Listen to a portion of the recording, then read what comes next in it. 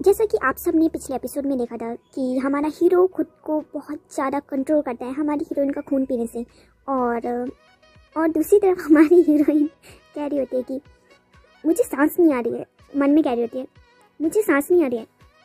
और हमारी हीरो से कहती है मिस्टर ये जिन, तुम्हें नहीं लगता कि पहले तुम्हें हटना चाहिए, फिर उसके बाद मैं तुम्हारी मदद कर सकती हूँ।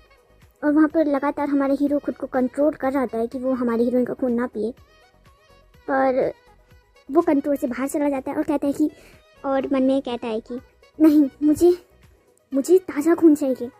और ये कहकर वो हमारी हीरोइन के गले पे काट लेता है। ये जिन मुझे दर्द हो रहा है, ये तुम क्या कर रहे हो। और उस थोड़ी देर बाद हमारे हीरो को होश आता है, अपनी गलती के लिए माफ़ी मांगते हुए कहता है आई एम सॉरी, मैं तुम्हें चोट पहुँचाना नहीं चाहता था। और हमारी हीरोइन भी उसे समझते हुए कहती है कोई बात नहीं, और उसे हाथ कर लेती है प्यार से और कहती है तुम सो जाओ बस, मैं यहीं हूँ, मैं कहीं भी नहीं जा रही हूँ, मैं तुम्हारे साथ हूँ। और हमारा हीरो भी बहुत ज़्यादा खुश होता है मन में, और मन में कहता है कि ये जिन गुआन ने पलट के मुझे गले लगाया, ये एक सपने की तरह है, ये फीलिंग बहुत अच्छी है। और हमारे हीरो और हीरोइन वहीं पर सो जाते हैं और सुबह हो जाती है और हमें सुबह का सीन दिखाया जाता है जहाँ पर हमारी हीरोइन को होश आता है। और जब वो अपनी धीरे से आंखें खोलती है तो वो देखती है कि वो हमारे हीरो के साथ कल रात यहीं पर सो गई थी। और हमारी हीरोइन जब हमारे हीरो को ऐसे देखती है तो वो बहुत ज़्यादा हैंडसम लग रहा होता है। और हमारी हीरोइन मन में कहती है हमारे हीरो की तारीफ़ करते हुए ओ माय गॉड, मुझे यकीन नहीं हो रहा, मैं पूरी रात मिस्टर ये जिन के साथ गुजारी, ओ पर ये कितना ज़्यादा हैंडसम लग रहा है सोते हुए, मुझे ऐसा मौका नहीं छोड़ना चाहिए, मुझे इस मौके का पूरा फ़ायदा उठाना चाहिए। और हमारी हीरोइन चुपके से हमारी हीरो की सोते हुए फ़ोटो खींच लेती है और शर्म से लाल हो जाती है और कहती है कि वाह, ये कितनी कमाल की फ़ोटो है, मुझे इसे नन्ही जलपरी के वीवो अकाउंट से पोस्ट करना चाहिए। और हमारी हीरोइन एक फ़ोटो पोस्ट कर देती है हमारी हीरो की, और उस फोटो पे बहुत ज़्यादा कमेंट्स भी आ जाते हैं और कहते हैं कि वाह, इन दोनों की जोड़ी कमाल की है। और ये जिन नन्ही जलपरी से शादी करने के बाद मिस्टर ये जिन भी बहुत ज़्यादा कमाल के हो गए हैं, रंगीन मिजाज के हो गए हैं, ऐसे लोग कमेंट्स कर रहे होते हैं। और हमारी हीरोइन कह रही होती है ओह वाह, इतनी जल्दी इतने सारे कमेंट्स, ये कमेंट्स भी बहुत अच्छे हैं। और हाँ, मैं और भी मांगा लव स्टोरीज को एक्सप्लेन करती हूँ, तो उन्हें प्लीज़ देखना और मुझे सपोर्ट करना प्लीज़। और हमारी हीरोइन उन लोगों की कमेंट्स पढ़ते हुए खुद से बड़बड़ाते हुए कहती है कि उन लोगों को हमारी जोड़ी पसंद है, कितने अच्छे कमेंट्स किए हैं उन लोगों ने। ये जिन, तुम पूरे पागल हो, वैसे तो तुम मुझे खुद से दूर करते रहते हो और मुझे भगा देते हो, पर पिछली रात तुमने मुझे बाइट किया। हाँ। और हमारे हीरो कहते हैं क्या, किसने बाइट की। और हमारी हीरोइन हीरो को देख कर अपना फ़ोन जल्दी से छुपा लेती है। और हमारे हीरो वहाँ कह रहे होते हैं क्या कल रात मैंने तुम्हें बाइट की। और हमारी हीरोइन कह रही थी नहीं बिल्कुल भी नहीं, मैं तो बस बकवास कर रही थी। और हमारा हीरो चैन की सांस लेते हुए मन में कहता है हाँ, लकीली मैंने वो नहीं किया, ये बहुत अच्छी बात है। और हमारे हीरो को पिछली रात का कुछ भी याद नहीं होता है। और वहाँ पर हमारी हीरोइन को लग रहा है कि हमारे हीरो ने उसे जस्ट लाइक पति पत्नी वाली नॉर्मली बाइट की है, पर ऐसा नहीं था, वो वैम्पायर वाली बाइट थी एक्चुअली। पर दोनों को इस बात का कोई भी रियलाइज़ नहीं है। हमारा हीरो उसे वार्निंग देते हुए कहता है कि हे, आगे से तुम ऐसा कोई भी मजाक नहीं करोगी। और हमारी हीरोइन भी कह देती है हाँ, मैं ऐसा कोई भी मजाक नहीं करूँगी आगे से। और मन में सोच रही होती है कि इसमें इतनी सीरियस होने वाली क्या बात थी। और तभी उसका असिस्टेंट आ जाता है और कहता है यंग मास्टर जिन।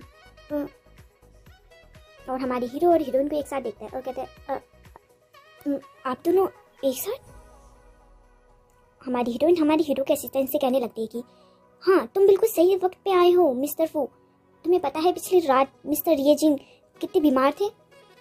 और वो भी कहता है क्या मिस्टर ये जिन, क्या अब आप ठीक हो। और हमारे हीरो से खुद से दूर करते हुए कहता है कि हाँ, मैं ठीक हूँ, बस तुम मुझसे दूर रहो। और फिर वो धीरे से हमारे हीरो के कान में कहता है कि मिस्टर जिन, इस लड़की को कैसे पता कि आप पिछली रात तक बीमार थे, कहीं पिछली रात आप दोनों कुछ ज़्यादा ही क्लोज तो नहीं आ गए। और जब वो दोनों बातें कर रहे होते हैं तो हमारी हीरोइन चुपके से इसी बीच निकल रही होती है और कहती है एक मन में किसी को मुझ पर ध्यान नहीं है, मुझे यहाँ से निकल जाना चाहिए। पर हमारा हीरो उसे देख लेता है और उसका हाथ पकड़ लेता है और कहता है कि, और हमारा हीरो उससे पूछता है कि तुम चुपके से भागने की कोशिश क्यों कर रही हो? और ज़रा तुम मुझे बताओगी कि तुम यहाँ क्या कर रही थी पिछली रात, और तुम्हें किसने भेजा यहाँ पर? और हमारी हीरोइन उस पर गुस्सा करते हुए कह रही होती है कि ये कैसा सवाल है कि तुम्हें किसने भेजा यहाँ पर। हमारी हीरोइन बहुत ज़्यादा गुस्से में होती है और कहती है कि मैं यहाँ पर खुद अपनी मर्जी से आई हूँ। मैं जब यहाँ आई तो तुम बहुत ज़्यादा बीमार थे, तो मुझे लगा कि तुम्हें हॉस्पिटल जाने की ज़रूरत है और तुम बहुत ज़्यादा सीरियस हालत में दिख रहे थे। तो मैंने कुछ लोगों को बुलाने की कोशिश की पर कोई भी नहीं आया। वो इतने डरे हुए थे कि मैं क्या बताऊँ। तुम्हारे नौकर किसी काम के नहीं है, तुम्हारी चिंता बिल्कुल भी नहीं है। उन्हें अपनी यंग मास्टर की चिंता बिल्कुल भी नहीं है। तुम्हें उन्हें नौकरी से निकाल देना चाहिए। और मैंने बहुत कोशिश की पर वो उनमें से कोई भी नहीं आया। उल्टा उन्होंने मुझे भी आने से मना कर दिया, पर फिर भी मैं तुम्हारे पास आई क्योंकि मैं तुम्हें मरते हुए नहीं देख सकती थी। क्या इसमें कोई गलत बात है? अगर तुम्हारा हो गया तो मुझे कुछ काम है और मुझे यहाँ से जाना है। और हमारी हीरो वहाँ से चली जाती है और हमारा हीरो मन में सोच रहा होता है कि ये जिन क्वान, तुम्हें बिल्कुल भी अंदाज़ा नहीं है ये कितना ज़्यादा खतरनाक हो सकता था। तुम्हें पिछली रात मेरे साथ यहाँ पर नहीं होना चाहिए था। तुम्हें मुझे उसी हालत में छोड़ देना चाहिए था। तुम कुछ टाइम के लिए मुझसे प्लीज़ दूर हो सकती हो, वो तुम्हारे लिए ही अच्छा होगा। मैं तुम्हें चोट पहुँचाना नहीं चाहता हूँ, मैं चाहता हूँ कि तुम सेफ रहो। और हमारी हीरोइन के जाने के बाद हमारा हीरो अपने असिस्टेंट से कहता है कि तुम सारे सिक्योरिटी कैमरा को चेक करो कि वो सही से काम कर रहे हैं या नहीं। मेरे भाई जल्दी ही आने वाले हैं। मैं चाहता हूँ उस रात सब कुछ ठीक से हो और उन पर कोई अटैक ना करे। तो सारी सिक्योरिटी की जिम्मेदारी तुम पे है, कोई भी गलती ना हो। यस मिस्टर एजेंट, सारी तैयारियां हो चुकी हैं। और आप लोगों को मैं बता दूं कि हमारा हीरो और हीरोइन बचपन में भी मिले थे और उनके साथ कुछ ऐसा हुआ था जिससे हमारी हीरोइन ने शायद नफरत या गुस्से में कुछ कह दिया था हमारे हीरो से। और उस पार्ट को लेकर हमारी हीरो आज तक सीरियस है, जबकि हमारी हीरोइन सारी बातें भूल चुकी है। और रात का सीन दिखाया जाता है जहाँ पर हमारे हीरो के बड़े भाई आने वाले होते हैं। प्रेसिडेंट टैंक के स्वागत के लिए बहुत सारे रिपोर्टर्स खड़े होते हैं और उसके भीड़ में हमारी हीरोइन भी शामिल होती है। और हमारी हीरोइन मन में ही कह रही होती है कि सुबह सुबह ही मैंने ये जिन के सवाल इतनी ज़्यादा बकवास कर लिया। वो हमेशा मुझसे लड़ने का बहाना ही ढूंढते रहते हैं। पर मैंने उसे इतना कुछ कह दिया। अब मैं उसके सामने कैसे जाऊँ? अब घर पे मैं उससे नज़रें चुराते हुए तो नहीं घूम सकती हूँ ना। अच्छा वो कि मैं इंटरव्यू के लिए यहाँ आ गई।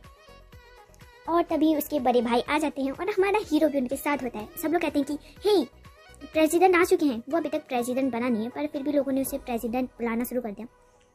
हमारी हीरोइन कोको टीवी के तरफ से आई यहाँ पर प्रेसिडेंट का इंटरव्यू लेने।